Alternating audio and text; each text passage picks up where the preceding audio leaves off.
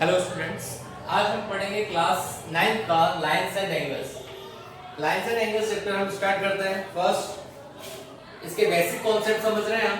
Basic concept में क्या है, सबसे पहले देखिए लाइन।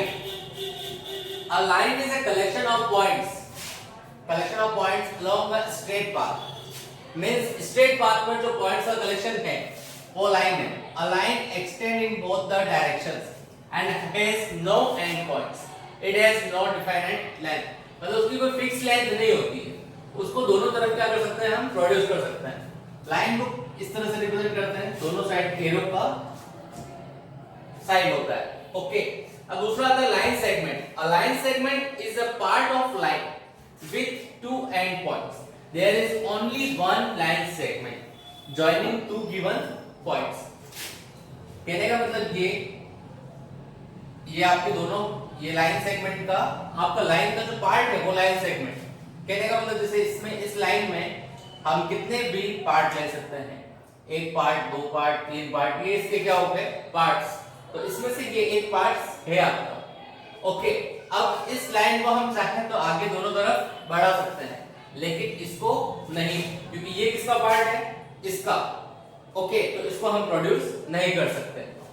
तो जब भी आप डॉट आए तो उस लाइन को कभी प्रोड्यूस नहीं कर सकते, लेकिन जब एरो आए तो उस लाइन को आगे प्रोड्यूस कर सकते हैं।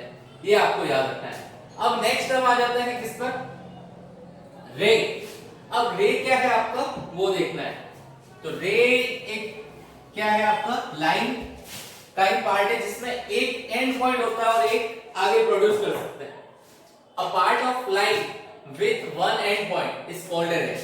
अभी लाइन हमने देखी कि इस टाइप से होती, दोनों साइड एरो। अगर बीच में इस टाइप से ये एंड पॉइंट्स ले लिया जाए और इसका पार्ट इस तरह से ले लिया जाए तो इसका क्या हो गया, एक तो एंड पॉइंट हो गया, लेकिन इस साइड आगे क्या कर सकते हैं, प्रोड्यूस कर सकते हैं। तो इट मींस ये क्या हुआ, रे। तो रे क्या है, अ part of line with one and point is called अ रे। एक एंड पॉइंट है बट एक साइड क्या कर सकते हैं, आगे प्रोड्यूस कर सकते हैं। Collinear points. अब कोलिनियर पॉइंट्स क्या होता है, उसके साथ साथ आपको एक चीज और समझनी होगी, क्या, नॉन कोलिनियर पॉइंट्स। तो सबसे पहले समझते हैं नॉन कोलिनियर पॉइंट्स, उसके बाद कोलिनियर पे आएंगे। तो जैसे कि ये तीन पॉइंट लिए, तो इसमें से अगर ये दोनों ज्वाइन करते हैं ये इस तरह से, तो ये चारों पॉइंट अगर देखा जाए तो एक स्ट्रेट लाइन में नहीं है। तो इट मींस ये चारों पॉइंट क्या हुए, नॉन कोलिनियर। अब जैसे कि देखें, ये पॉइंट, ये पॉइंट, ये पॉइंट, ये पॉइंट ले लिया, अगर इनको ज्वाइन करा जाए तो अब ये तीन पॉइंट तो एक लाइन पर आ रहा है, बट फोर्थ पॉइंट इस लाइन पे नहीं है। मींस ये नॉन कोलिनियर है और ये तीनों पॉइंट क्या होंगे, collinear. All the points that lie on the same line are called collinear points. Means जो सारे पॉइंट एक ही लाइन पे अवेलेबल हैं या सिचुएटेड हैं उनको क्या बोलेंगे, कोलिनियर पॉइंट्स। ओके, यहां तक आपको क्लियर हो गया होगा, आई थिंक सो। अब नेक्स्ट पे अब आते हैं, नेक्स्ट क्या है आपका, तो नेक्स्ट पॉइंट है आपका, देखते हैं क्या है नेक्स्ट, क्या आपका एंगल। अब एंगल क्या होता है, एंगल आप वैसे 6 7 से पढ़ते आ रहे हैं तो आपको वैसे आइडिया होगा, लेकिन आपको समझ लग रहा है angle, two rays originating from the same end point. अब यहां देखिए, रे क्या था, ये आपकी रे थी, आपको ध्यान है। ओरिजिनेटिंग पॉइंट, ये एंड पॉइंट से ओरिजिनेटिंग पॉइंट बोल सकते हैं। यहां से दो रे आ रही, एक ये रे हो गई और एक ये। तो इट मींस ये क्या हुआ आपका एंगल, ये इस साइड जा रहा है, इस साइड ले लेता है, ये आपका क्या हुआ एंगल। ये इसका क्या होगा, मेजरमेंट। इस एंगल का क्या होगा, मेजरमेंट। जैसे इसका नाम ओ ए है, इसका बी है, इसका O है, इसका B है, तो इस एंगल को कैसे रिप्रेजेंट करेंगे, एंगल AOB। ओके, या फिर किस तरह से रिप्रेजेंट कर सकते हैं, एंगल O। ये इसका रिप्रेजेंटेशन का तरीका है। तो ये आपका एंगल हुआ। अब बात करें एंगल में भी कुछ टाइप्स होते हैं, तो उसके बारे में हम आगे देख रहे हैं। सबसे फर्स्ट आ रहा है आपका एक्यूट एंगल। एक्यूट एंगल क्या होता है, जो एंगल 0 डिग्री से तो बड़ा होता है बट 90 डिग्री से क्या होता है, छोटा, उसको बोलते हैं एक्यूट एंगल। तो आपको ये तो नॉलेज होगा कि हम एंगल्स को किसमें मेजर करते हैं, डिग्री में। तो अब यहां देख रहे हैं कि ये एंगल 0 डिग्री से बड़ा है लेकिन 90 डिग्री से क्या है, छोटा। जिसको क्या बोलेंगे acute angle. Angles measuring less than 90 degree but more than 0 degree are called acute angles. तो ये आपका एक्यूट एंगल्स की डेफिनेशन हुई। ओके, अब नेक्स्ट हम आएंगे किस पे, ऑब्ट्यूज एंगल। अब ऑब्ट्यूज एंगल क्या होता है, तो ऑब्ट्यूज एंगल से पहले एक और आ रहा है आपका क्या है, राइट एंगल। क्या आ रहा है आपका, राइट एंगल। अब राइट एंगल एक्चुअल में क्या है, एग्जैक्ट 90 डिग्री के एंगल को राइट एंगल बोलता है। कितना, एग्जैक्ट जिस एंगल का मेजरमेंट, जैसे ए ओ बी अगर लिया है हमने, तो इट मींस इसका angle A O B is equal to कितना है, 90 डिग्री। इट मींस ये कौन सा एंगल है, right angle. An angle measuring 90 degree is called a right angle. A right angle is found by the intersection of two perpendiculars. Means जैसे कि इस line पर देखें ये परपेंडिकुलर और इस लाइन पे ये परपेंडिकुलर, तो इट मींस दोनों परपेंडिकुलर बीच में 90 डिग्री का एंगल होगा। अब फिर आ रहा है आपका क्या, obtuse angle. Angles measuring greater than 90 degree, acute but less than 180 degree are called obtuse.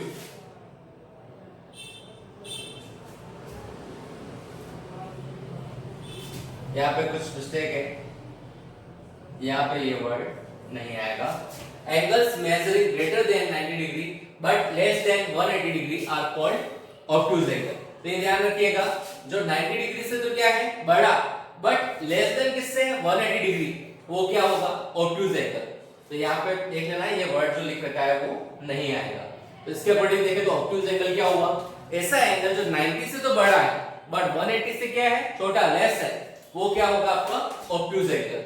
अब नेक्स्ट हमारा है किस पे, स्ट्रेट एंगल। क्या है आपका, straight angle. Straight angle means एक स्ट्रेट लाइन पर जो एंगल बनता है उसको बोलते हैं स्ट्रेट एंगल।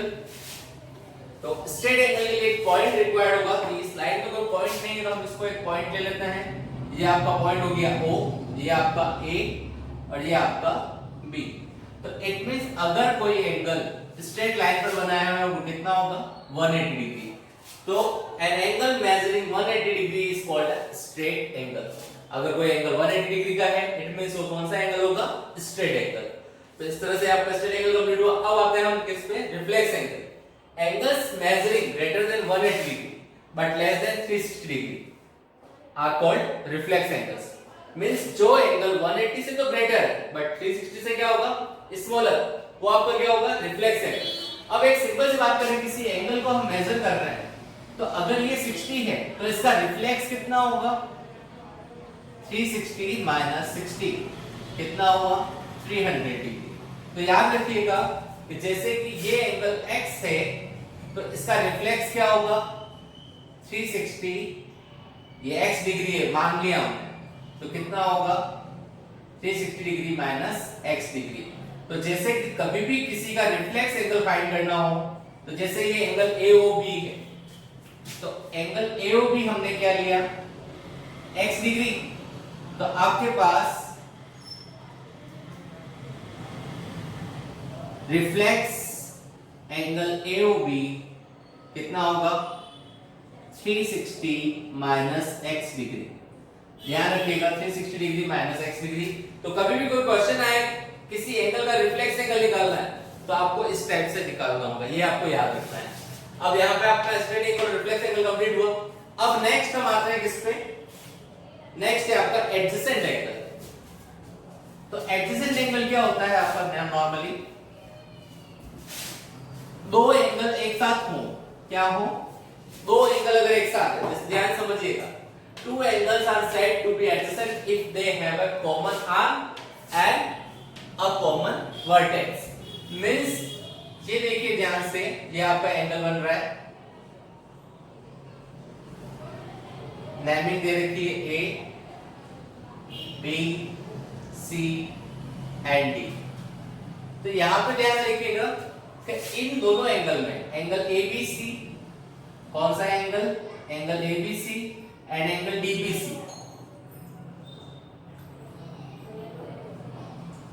दोनों में कॉमन पॉइंट क्या है, B। मींस कॉमन वर्टेक्स क्या हो गई आपके पास, कॉमन वर्टेक्स हो गई B। अब कॉमन आर्म क्या हुई, BC। तो अगर किसी भी दो एंगल में कोई एक कॉमन क्या है वर्टेक्स और एक कॉमन आर्म है और बाकी दोनों जो आर्म हैं वो कॉमन आर्म के अपोजिट है, इट मींस उसको क्या बोलेंगे एडजेसेंट एंगल। अगर मेरी लैंग्वेज में बोलूं तो दो पड़ोसी हैं जिनके बीच दो घरों के बीच की दीवार एक क्या है कॉमन है, इट मींस वो दोनों क्या होंगे एडजेसेंट एंगल। मींस दो पड़ोसी एंगल या दो नेबर एंगल को भी क्या कहेंगे हम एडजेसेंट एंगल। इस टाइप से एडजेसेंट एंगल होगा, ठीक है। अब नेक्स्ट आता है linear pair of angle. Linear pair of angle क्या है, अगर जैसे कि स्ट्रेट एंगल देखा था हमने तो उसी तरह से है, स्ट्रेट एंगल पर कोई एक रे आपके है इंसिडेंट है तो इट मींस दो एंगल बनेंगे। स्ट्रेट एंगल में एक सिंगल एंगल था, स्ट्रेट एंगल में एक सिंगल एंगल था, बट इसमें कितने एंगल बन रहे हैं आपके पास दो एंगल। तो टू एडजेसेंट एंगल ये भी कह सकते हैं, two adjacent angles are said to form a linear pair if their sum is 180 degree. Non common arms of the linear pair of angles form a straight line. और ये भी कह सकते हैं स्ट्रेट एंगल के वर्टेक्स पर vertex पर कोई एक लाइन अगर आती है इंसिडेंट होती है तो दोनों साइड के एंगल का सम अगर 180 है इट मींस वो क्या हुआ लीनियर पेयर। तो टू एडजेसेंट एंगल भी कह सकते हैं क्योंकि एडजेसेंट एंगल वो ही आपको समझाया मैंने।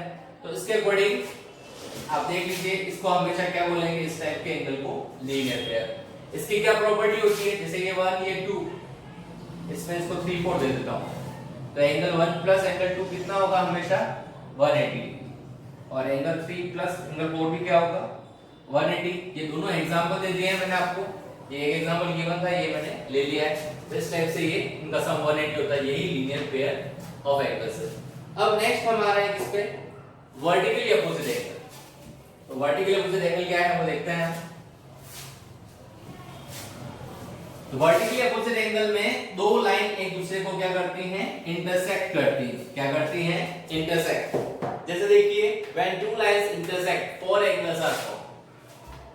अब देखिए मैं इधर एक और ले रहा हूं एग्जांपल, ये जैसे A B and C D line कहां पे इंटरसेक्ट करी ऊपर, कितने एंगल बनेंगे 1 2 3 4। अगर नाम देखना चाहूं तो इस एंगल का नाम क्या होगा AOD, इस एंगल का नाम क्या होगा BOD, इस एंगल का नाम क्या होगा BOC, इस एंगल का नाम क्या होगा AOC।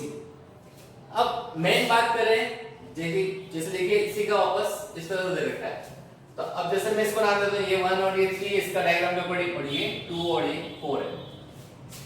When two lines intersect four angles are formed, the angles that are opposite to each other are called vertically opposite angles। अब इनको बोलेंगे क्या ये vertically opposite एंगल, ये दोनों भी क्या है वर्टिकल अपोजिट। मतलब 1 के वर्टिकल अपोजिट कौन सा है 3 और 4 के वर्टिकल अपोजिट कौन सा है 2, या फिर कह सकते हैं 2 के 4 और 3 के 1।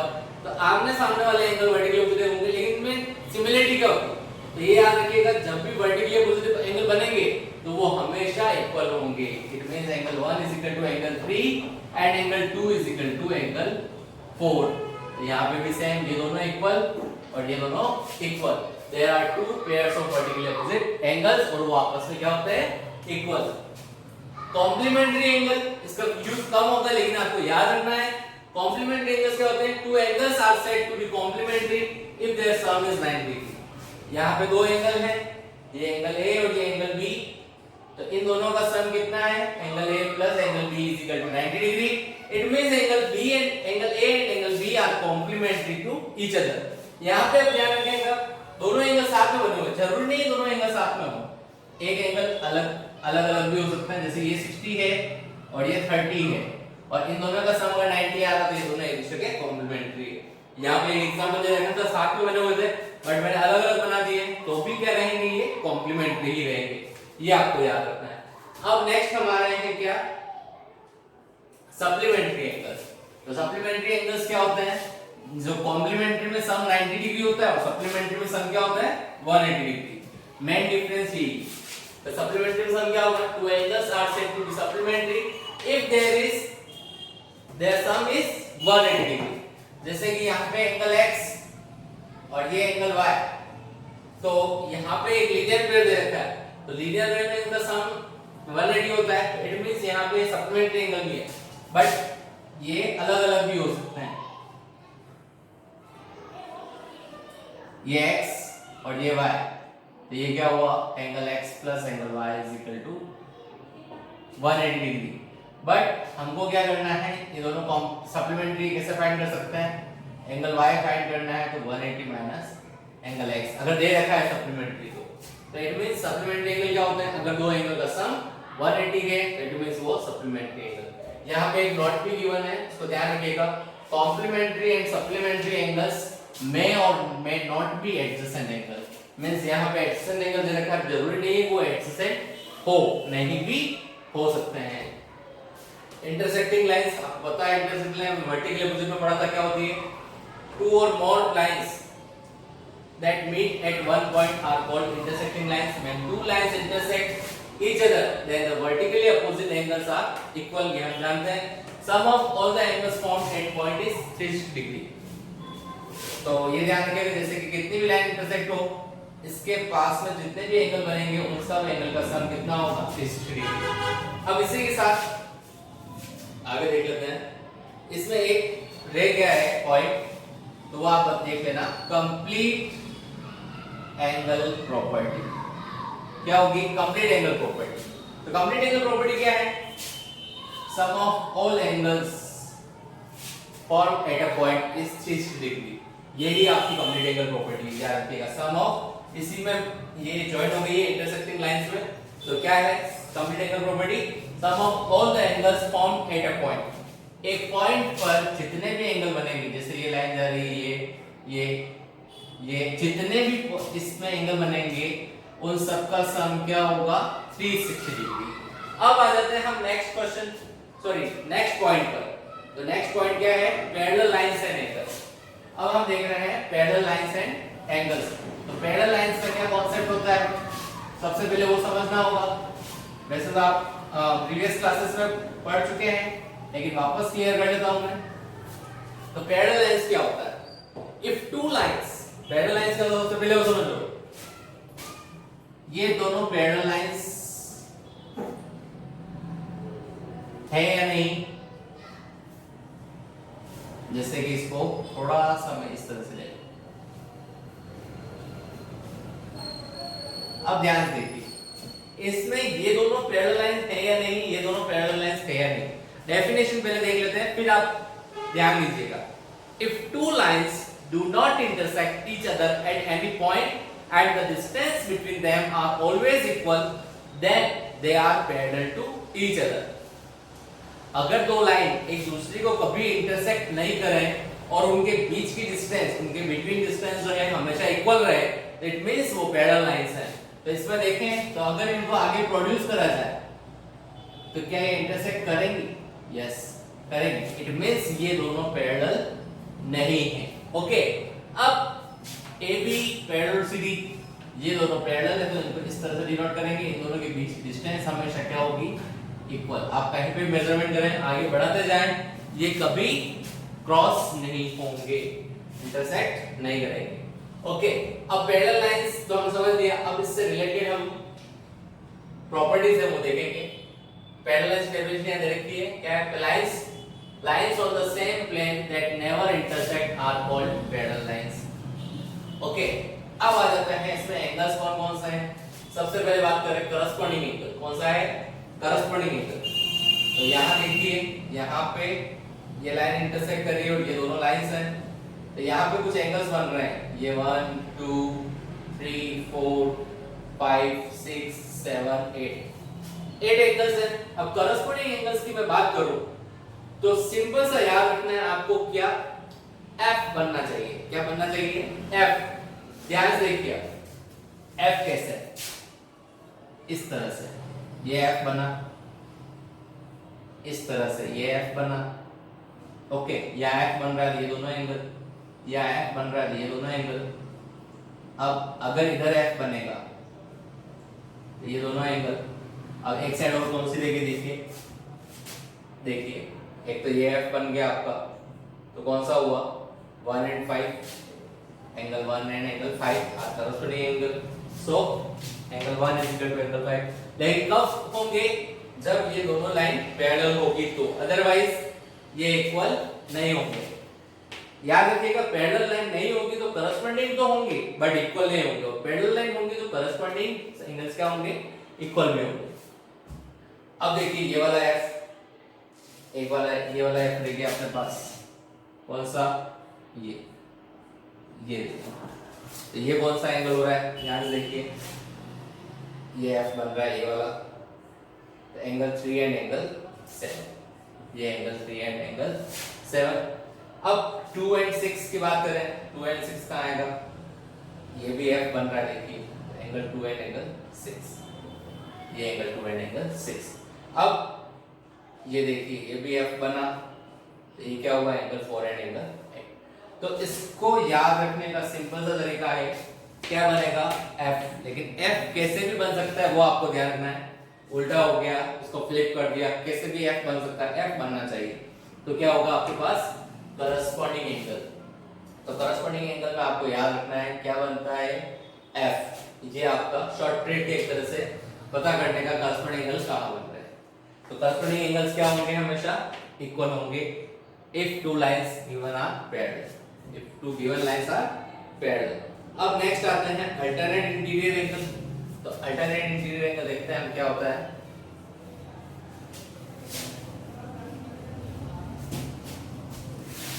अल्टरनेट इंटीरियर एंगल में आपको याद रखना है z बनता है, क्या बनता है z, आपको रिमेंबर रखना है तो z बनेगा, क्या बनेगा z। अब z कैसे, ध्यान देखिए, अल्टरनेट इंटीरियर एंगल बोला क्या है, if two parallel lines are cut by transversal then alternate interior angles are equal in measures। तो देखिए ये z बन रहा है, ये 1 ये 4 ये 2 ये 3, ओके। अब यहाँ z कैसे बन रहा है आपको देखिए ध्यान से, यहाँ z, तो एक z ये बना और एक z ये बना, तो एक सीधा और एक उल्टा, दैट मींस एंगल 1 किसके इक्वल हुआ, एंगल 4 के, एंगल 2 किसके इक्वल हुआ, एंगल 3 के। इसको क्या बोलेंगे, अल्टरनेट इंटीरियर एंगल। इसको शॉर्ट में हम डिनोट करेंगे आगे क्वेश्चंस के अंदर AIA, alternate interior angle, okay. अब नेक्स्ट पे हमारा आता है क्या है, अल्टरनेट एक्सटीरियर एंगल। तो इसी के रिवर्स में है बट यहाँ पे आपको ध्यान रखना है क्रॉस, क्या याद रखना है, क्रॉस, सिंपल सा क्रॉस ध्यान रखिए, ठीक रहेगा आपके लिए समझने में। क्रॉस, ये देखिए ये क्रॉस, ये क्रॉस मींस 2 3 के इक्वल और 1 4 के इक्वल, देख लीजिए 2 3 के इक्वल एंड 1 4 के इक्वल। तो इसको क्या बोलेंगे, alternate exterior angles. if two parallel lines are cut by transversal then alternate exterior angles are equal in measures, ये आपके थ्योरम हो गए इसमें। अब नेक्स्ट लास्ट इसमें आ रहा है आपके क्या, कॉन्जिक्यूटिव एंगल्स। क्या आ रहा है इसके अंदर, कॉन्जिक्यूटिव एंगल्स। तो कॉन्जिक्यूटिव एंगल्स क्या है, इसको एक और किस नाम से आते हैं वो बता देता हूं आपको। इसको हम नॉर्मली लिखेंगे क्या, को इंटीरियर एंगल, क्या लिखेंगे, को इंटीरियर एंगल, ये चीज आप याद रखिएगा। अभी हमने यहाँ पे समझ रहा है किस नाम से, कॉन्जिक्यूटिव एंगल्स, लेकिन हम जब भी इसको क्वेश्चन लिखेंगे को इंटीरियर एंगल्स लिखेंगे। इसमें क्या होगा आपका, एक तरह से समझ लीजिए इसको C या U कुछ भी कहिए, उल्टा U, वैसे C कहेंगे, C बनता है कैसे, देखिए ध्यान से, ये 1 ये 2 को, बट इसमें ध्यान रखिएगा इक्वल नहीं होते, इनका सम क्या होता है 180। Conjugative angles theorem, if two parallel lines are cut by transversal then sum of the measures of consecutive angle is 180 degree। देख लीजिए 1 plus 3 equals 180, 2 plus 4 is equal to 180। अब यहाँ पे और गिवन नहीं है, वो मैं समझा दूं आपको, को एक्सटीरियर एंगल, कौन से, को एक्सटीरियर, ये कॉन्जिक्यूटिव थे, को एक्सटीरियर होता है जैसे ये दोनों एंगल है, ये लाइन जा रही है तो ये जैसे 5 और ये 6 और ये 7 और ये 8, तो angle 5 plus angle 6 is equal to भी क्या होगा 180, and angle 7 plus angle 8 is equal to भी क्या होगा 180। इसका भी यूज कहीं कहीं हो सकता है, क्वेश्चन के अंदर, तो इसको भी ध्यान में रखना है आपको। ये तो था को इंटीरियर और ये क्या हो गया आपका को एक्सटीरियर। अब नेक्स्ट हम आ जाते हैं क्या, ट्रायंगल्स के ऊपर। अभी हमने देख लिया लाइंस एंड एंगल्स के बारे में, फिर हमने देखा पैरेलल लाइंस एंड एंगल्स के बारे में। अब हम देख रहे हैं किसके बारे में, ट्रायंगल्स के बारे में। तो सबसे फर्स्ट जो आता है आपका ट्रायंगल होता क्या है। तो ट्रायंगल क्या होता है, a polygon with 3 sides. A triangle is a polygon with 3 edges and 3 vertex या 3 sides भी हो सकते हो। तो normally a closed figure with 3 sides is called triangle. Triangle classified by their sides. अब triangle का classification दो तरह से होता है, किसके अकॉर्डिंग, साइड्स के अकॉर्डिंग एंड दूसरा एंगल्स के अकॉर्डिंग। तो हम देखें साइड्स के अकॉर्डिंग 3 टाइप्स के होते हैं और एंगल्स के अकॉर्डिंग भी कितने टाइप्स के होते हैं, 3। तो टोटल देखा जाए तो ट्रायंगल्स 6 टाइप्स के होते हैं, साइड्स के अकॉर्डिंग 3 और एंगल्स के अकॉर्डिंग 3। तो फर्स्ट हम देखते हैं triangles classification bye their side. Sides के अकॉर्डिंग देखें तो 3 टाइप के होंगे मेनली, स्केल आपका आइसोस्केल एंड इक्विलैटरल। अब स्केल एंड ट्रायंगल क्या होता है, A triangle in which all sides are unequal, मतलब कोई भी साइड इक्वल नहीं होती है। A scalene triangle is a triangle that has no equal sides, कोई साइड इक्वल नहीं। The following is a scalene triangle, ये scalene triangle दे रखा है, जैसे कि ये 6 है, ये 5 है और ये 8 है। तो तीनों साइड्स की मेजरमेंट क्या है, अलग अलग। इट मींस ये क्या होगा, स्केलेन ट्रायंगल। तीनों के एंगल भी अलग अलग मेजरमेंट के होंगे, याद रखिएगा। अब है isosceles triangle। An isosceles triangle is a triangle that has 2 equal sides, दो इक्वल साइड्स होती हैं। The following is an isosceles triangle. Isosceles triangle की मेन प्रॉपर्टी, दो साइड हमेशा इक्वल होती है और एक साइड उसकी अनइक्वल होती है।